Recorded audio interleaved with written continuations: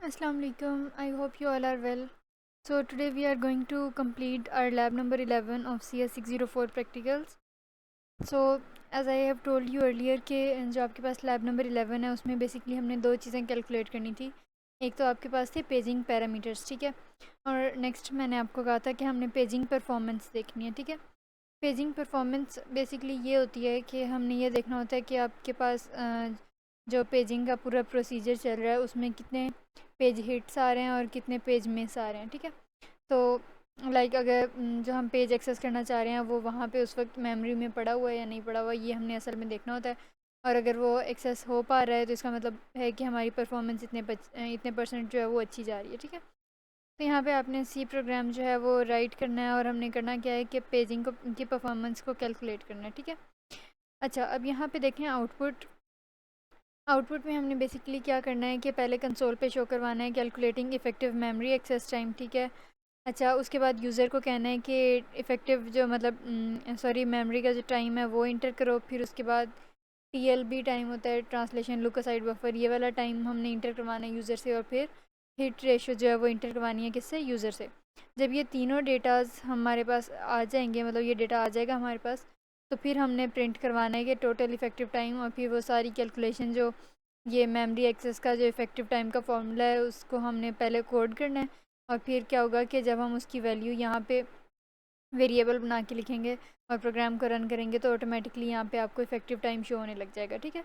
तो ये छोटा सा कोड है और इसमें जैसे मैं आपको बार बार कह रही होती हूँ कि इस तरह आ सकता है कि सिर्फ वेरिएबल्स पूछ लें या वो ये पूछ लें कि यूज़र से कैसे इनपुट लेनी है या क्या फॉर्मूला है।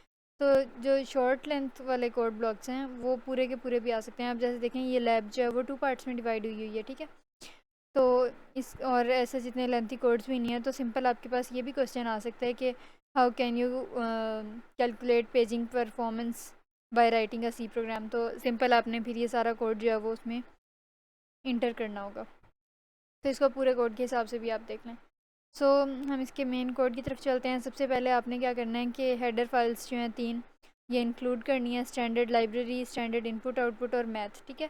अच्छा, अब मैथ डॉट एच क्यों ऐड किया है, क्योंकि मैंने आपको बताया था कि अगर कोई इंटरनल कंप्यूटेशंस हमने करनी हो, कोई कैलकुलेशंस, कोई अलजेब्रिक मैनिपुलेशंस करनी हो, तो हम हेडर फाइल्स में जो है वो मैथ ज़रूर इंक्लूड करते हैं। सही हो गया। अच्छा, अब इंट मेन में आ जाए। यहाँ पे सबसे पहले हमारा काम मेन वाले पार्ट में आके कोड में क्या होता है कि हमने वेरिएबल्स को डिक्लेयर करना होता है along with their return type और along with their data type. तो अब यहाँ पे time for memory, time for TLB, जो ट्रांसलेशन लुक असाइड बफर का टाइम होता है वो, इसी तरह हिट रेशो, इफेक्टिव टाइम, ये जो हमने फॉर्मूला से कैलकुलेट करना है, और मिस रेशो। एम रेशो जो है वो मिस रेशो है और हिट रेशो जो है वो एच रेशो है, ठीक है।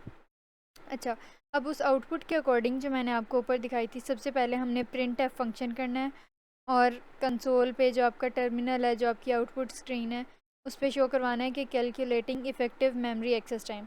अब इसको मैंने डबल कोटेशंस में इसलिए लिखा है, क्यों, क्योंकि मैं इस स्ट्रिंग को एग्जैक्टली जो है ऐसे कैसा अपने टर्मिनल पे शो करवाना चाहती हूँ। सही है।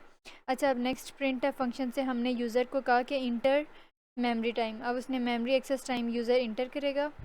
यहाँ पे देखें, अब मैंने आपको बहुत बार बताया है कि जब हम सी इन कर रहे होते हैं, मतलब इनपुट ले रहे होते हैं यूज़र से सी लैंग्वेज में, तो हमने प्रिंट एफ फंक्शन के फ़ौरन बाद स्कैन एफ फंक्शन रन करना होता है। सही है।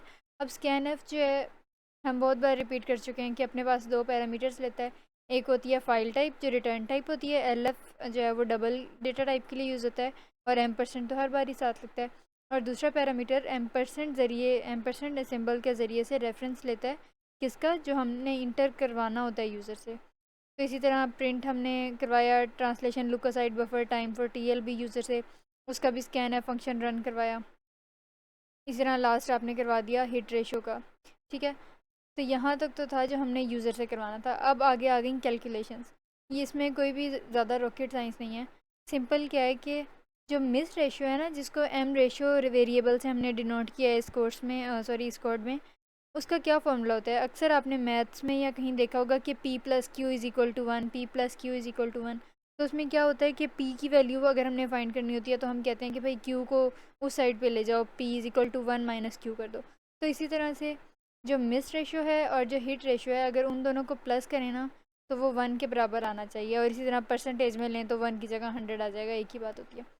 तो सिंपल आपने क्या करना है कि अगर आपने मिस रेशो फाइंड करनी है और आपको हिट रेशो दी हुई है तो 100 में से हिट रेशो को माइनस करें, जो भी आंसर आएगा वो आपके पास मिस रेशो होगी, ठीक है।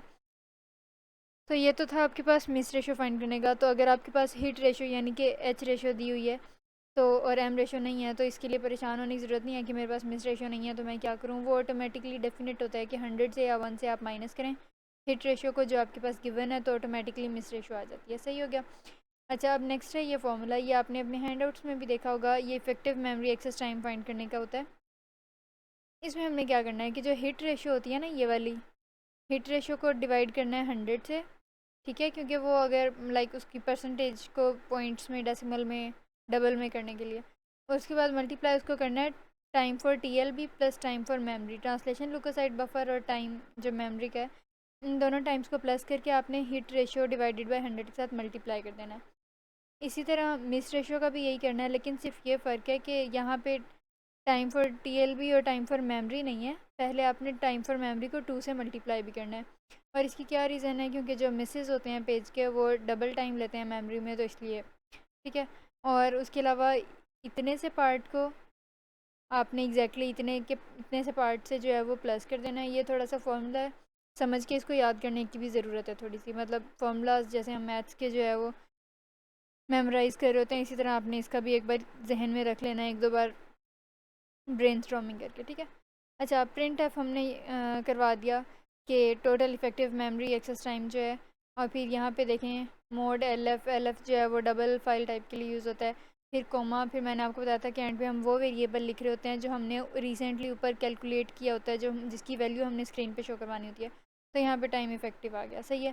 प्रिंट एफ, उसके बाद ये स्लैशन से क्या होगा कि लाइन्स आ जाएंगी, स्पेसिस आपके पास आ जाएंगी कोड में। अच्छा, उसके बाद सिस्टम पास जो है वो क्यों होता है, सिस्टम को किसी सेफ स्टेट में ड्रॉप करने के लिए। So that was all about lab number 11। इसमें अगर कोई भी क्यूरी हो, कोई कन्फ्यूजन हो, तो you can always drop a comment, and if you are new to the channel then don't forget to subscribe and hit the bell icon. Thank you.